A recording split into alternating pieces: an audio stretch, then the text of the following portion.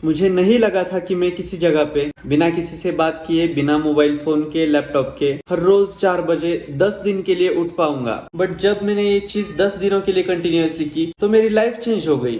Imagine आप किसी शांत जगह पे हैं जहाँ पे सूरज की गोल्डन किरणें जस्ट गिर ही रही है और इस वातावरण में सिर्फ आप हो और आपका मन। इसी अनुभव को कहते हैं विपासना मेडिटेशन। यहाँ आपको सेपरेट कमरा मिलेगा और मुझे यहाँ की सबसे अच्छी बात ये लगी, ये सब शांत, क्लीन और ग्रोइंग इन्वायरमेंट में होगा जहाँ आपको लिटरली लगेगा कि आप दूसरे यूनिवर्स में आ गए हो। और पता है सबसे खास बात क्या है? इन 10 दिनों में मेरा खर्च आया 0 रुपीज, वो भी 3 टाइम टेस्टी मील्स खा के। विपासना क्या है? ये कोई जादू वगैरह कोई उल्टी सीधी प्रोसेस नहीं है। ये बिल्कुल लॉजिकल, साइंटिफिक, बहुत ही साधारण और प्राचीन जमाने से चलती हुई आ रही हमारी एक विद्या है जिनको भगवान गौतम बुद्ध ने सिखाया है। 10 दिनों के लिए हमें आर्य मौन का पालन करना होता है। आर्य मौन मतलब नोबल साइलेंस, मतलब बात नहीं करना होता है, किसी से लिख के बात नहीं कर सकते, आंखों से इशारे नहीं कर सकते। दिस इज कॉल्ड एज आर्य मौन। उसका पालन करना होता है हमें 10 दिन तक। विपासना सेंटर्स की एक खासियत है कि rooms with single bed, rooms with double bed ज्यादा से ज्यादा मिलते हैं क्योंकि वहाँ पे उनको नोबल साइलेंस का पालन करना अनिवार्य रहता है। According to Indian bathroom style और वेस्टर्न बाथरूम स्टाइल 2 टाइप्स के अकोमोडेशन रहते हैं। बिकॉज पहुंचने में सबसे लेट में ही था, मुझे एक डॉर्मिटरी मिली थी जहाँ पे एक बड़ा सा हॉल था, उसमें 12 to 13 लोग थे। बट फॉर 10 डेज कोई बात नहीं करता था, इतना डेडिकेटेड वातावरण था। तो विपासना का प्रोसेस कैसा होता है? शुरुआत में हम ऑनलाइन रजिस्ट्रेशन करते हैं, जिसका वीडियो इसके आगे का जो वीडियो मैं डालूंगा वो होगा how to register for Vipassana meditation. तो पहले क्या होता है, हम जब हमारा डेट आता है तो कंफर्मेशन का ईमेल आता है हमें। आफ्टर ईमेल हमें बोला जाता है कि जिस दिन ज्वाइन करना है उस दिन रजिस्ट्रेशन होता है हमारा वहाँ पे और हमें एक रूम अलॉट कर दिए जाते हैं। आफ्टर इंस्ट्रक्शंस एक मेडिटेशन करते हैं उस दिन का और उसके दिन के आगे के दिन से पहला दिन चालू होता है। मतलब the day 1 starts right after the day of registration. Registration के दिन हमें 6 बजे एक हॉल में बुलाया जाता है, मेस में या हॉल में बुलाया जाता है। वहाँ पे प्रॉपर सबको ग्रुप इंस्ट्रक्शंस दी जाते हैं कि क्या क्या करना है, हमें क्या क्या रूल्स है, क्या हम क्या क्या कर सकते हैं, क्या क्या नहीं करना है, सब बताते हैं। उसके बाद हमें धम्म हॉल अलॉट करते हैं। Dhamma hall is basically meditation hall where everyone sits and meditate and lectures या डिस्कोर्स रहता है, वो भी धम्म हॉल में ही रहता है। तो हमें धम्म हॉल अलॉट कर दिए जाते हैं और जगह पे हम 10 दिन के लिए बैठेंगे। वहाँ का गद्दा और पिलो हमें अलॉट कर दिया जाता है। आपकी रूम्स ब्यूटीफुल नेचर से सराउंडेड होंगी। जो एरिया रहता है हमें, जो हम टहल सकते हैं, वो एरिया बहुत ही सुंदर रहता है। चारों तरफ पेड़ ही पेड़ रहते हैं, कोई किसी से बात नहीं करता। आर्य मौन का पालन एक्चुअल में लोग 10 दिन तक करते हैं। बेसिकली मेडिटेशन के डेज का प्लानिंग ऐसा है, पहले दिन से तीसरे दिन तक हमारा आना पाना मेडिटेशन होता है। मतलब हम अपनी सांस पे ध्यान देते हैं। पहले 3 दिन हम अपनी सांस पे ध्यान देते हैं, मतलब नासिका, होठ के ऊपर का इतना जो पार्ट है उतने पे हम ध्यान देते हैं। पहले 3 दिन हम सिर्फ सांस पे ध्यान देते हैं। उसके बाद चौथे दिन हमें विपासना सिखाई जाती है।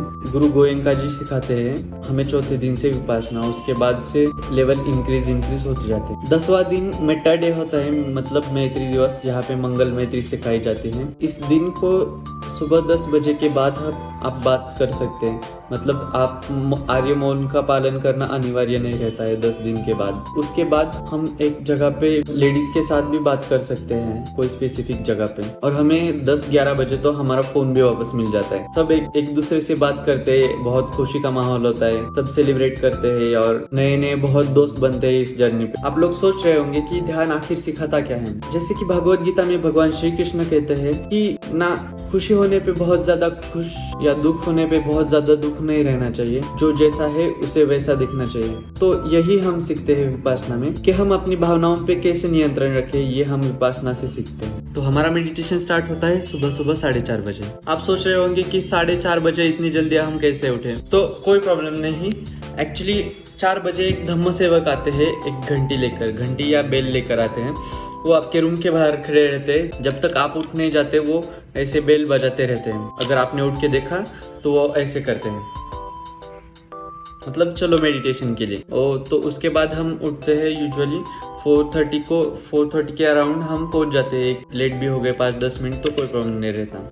जैसे जैसे आप ध्यान की गहराइयों में जाते हो वैसे वैसे आप समझते हो कि हर चीज जो है वो टेम्पररी है, मतलब अनित्य है। अभी मैं खुश हो गया तो वो भी अनित्य है। कुछ देर में बाद जितना मैं खुश हुआ हूँ उतना ही दुखी होऊंगा। अभी मैं बहुत दुखी हो गया तो वो भी अनित्य है। जो पेन है हमारा वो भी अनित्य है, मतलब टेम्पररी है। अभी आया है तो थोड़ी देर बाद जाएगा ही, वो टेम्पररी है। तो वो हम अनित्य भाव सीखते हैं। बहुत सारे लोगों को तो ऐसा होता है कि इनको मेडिटेशन का भी कोई एक्सपीरियंस नहीं, बट कोई प्रॉब्लम नहीं होता। यहाँ पे सब चीज शुरुआत से जीरो से नेक्स्ट लेवल तक मेडिटेशन यहाँ पे सिखाया जाता है। बहुत सारे लोगों को ऐसा लगता है कि ये मेडिटेशन वगैरह बुजुर्गों के लिए होगा, बट जो अपने करियर में खुद को उस at the level of best रखना चाहता है वो मेडिटेशन जरूर करें। जैसे कि आपको मालूम ही होगा, क्योंकि एज फ्रॉम माई एक्सपीरियंस ऐसा था कि यूथ का बहुत ज्यादा कंट्रीब्यूशन था विपासना में। पहले 1-2 दिन इतनी जल्दी उठ बहुत डिफिकल्ट लगता है, बट इसके बाद आपको आदत हो जाती है। यहाँ का रूटीन ऐसा होता है,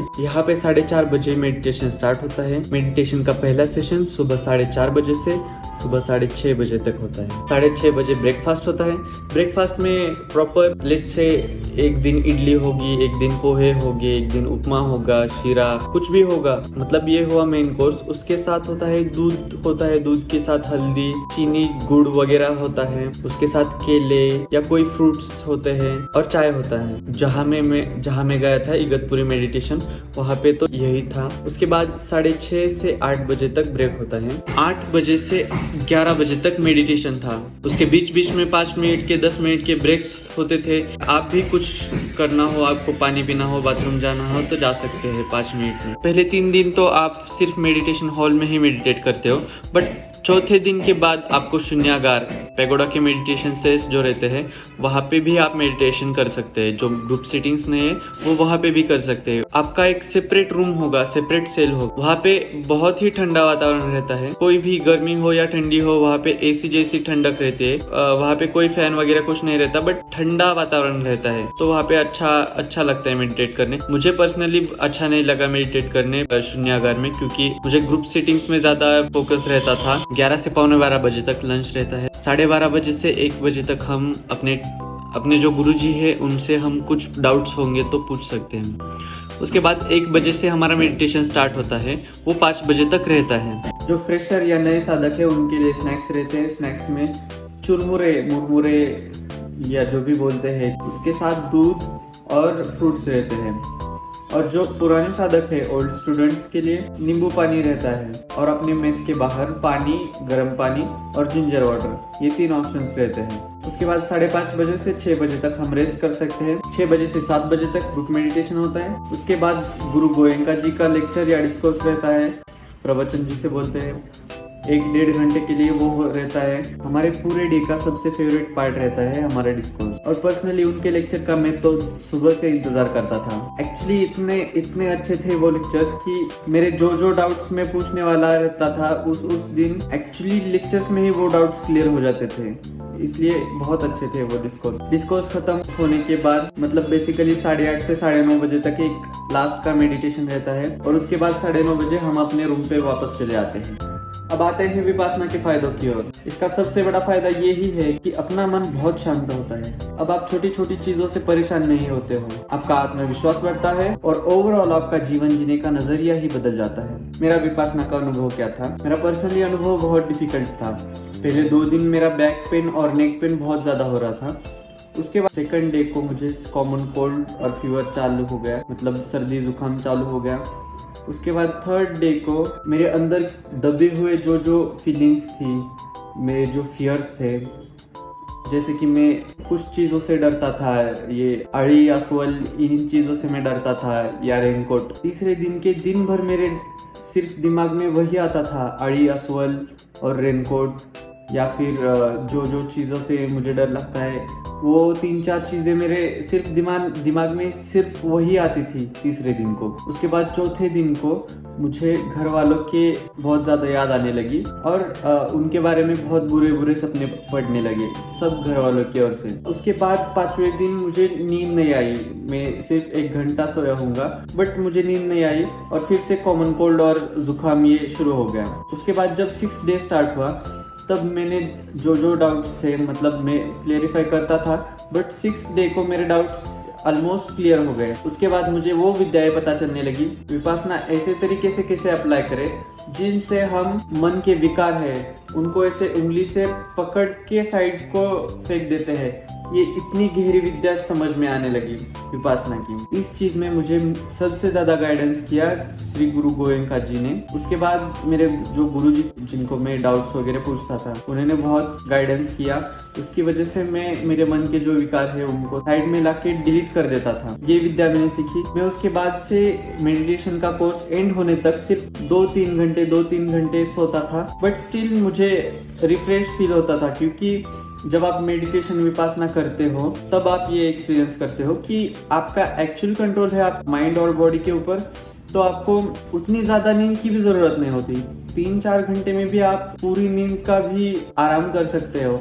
ये भी विद्या हमें विपासना से सीखने मिलती है। मेरा एक्सपीरियंस ऐसा है कि हमारे मेडिटेशन सेंटर इगतपुरी है, तो वहाँ पे एक टर्की का बंदा आया था, उसका नाम था लाशा। तो वो बंदा, उसको इगतपुरी आना था मेडिटेशन करने के लिए, तो वो आया है साइकिल पे। इस्तांबुल, ईरान वगैरह कुछ कंट्रीज करते करते यहाँ पे आया। यहाँ पे आके मेडिटेशन किया। उसके बाद अभी धम्म सेवा कर रहा था, और उसे यहाँ पे आने के लिए 1 साल और 3 महीने लगे। बाइसिकल पे आता था, टॉप लेते लेते लेते 1 साल और 3 दिन में वो यहाँ पहुँच गया। मतलब इतना ज्यादा मानते हैं लोग यहाँ पे बहुत ज्यादा फॉरेनर्स है।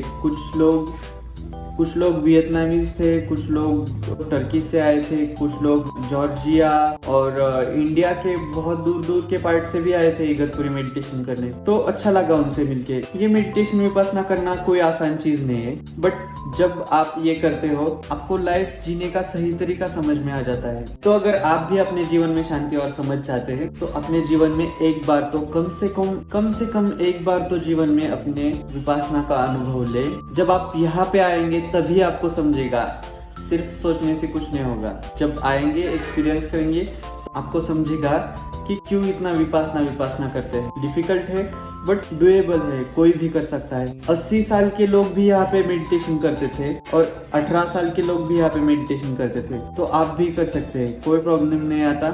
थोड़ा सा चैलेंजिंग है, बट जब आप कॉन्कर कर लोगे तो आपको वो फीलिंग का एहसास होगा। Thank you so much, see you in next video.